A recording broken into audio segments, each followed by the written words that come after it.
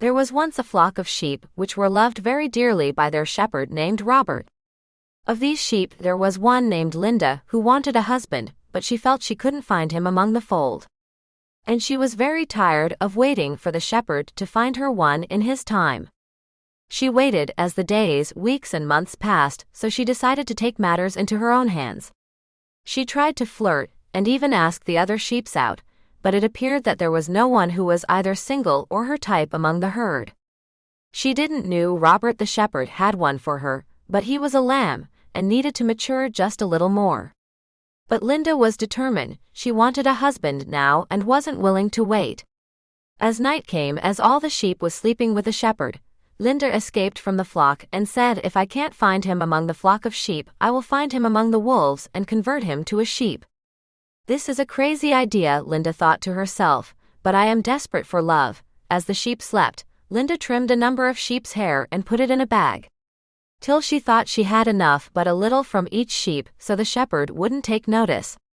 And she went her way to find a husband among the wolves, and convert him to a sheep. That night there was a wolf not that far from the sheep, less than half a mile away, that was planning to attack, kill and eat the sheep, but couldn't find a way of getting to them without being detected by either the shepherd or his faithful bearded collie, which was his shepherd dog, watching the sheep as the shepherd slept. This wolf was the leader of the pack, which was a little farther off in the cave. As he started thinking and imagining the best way to do his plan, he felt a tapping on his back which made him jump and faint due to fear that he was caught. And it was Linda, who once she saw him on the floor, started to glue sheep's hair on the poor Mr. Wolf, and waking him up with a kiss, told him, "You will be my hubby." Shocked at what he heard and looking at his skin which was covered in sheep's hair, he said, "Am I sheep?" "No," she replied, "but I will convert you to one, for I want a husband, and I can't find him among my flock." Suddenly the wolf got an idea how he was to be among the flock without being detected. But how he was to tell the other wolves without being their prey didn't cross his mind, since he was now looking like a sheep. So he told her to accompany him to his cave, but Linda wasn't willing till he first met her parents and shepherd first, because she thought to herself, he will be convert to a sheep, but not knowing Mr. Wolf was deceiving her with his charm. As he looked at her with his pale yellow eyes and said, "There is enough time for that, let's go and meet my parents, since I am so happy I found you. You are more sweeter to me than dinner time," he convinced her. And having his arm around her shoulder, he gave her a warm embrace.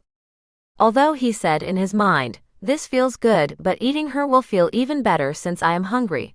Let her embrace my tummy from the inside when we get in the cave." As the two went in the cave, they was jumped upon by the savage hungry wolves as prey. Mr. Wolf tried to take his sheep's wool off but couldn't in time, but all he could do is yell. So both were eaten alive.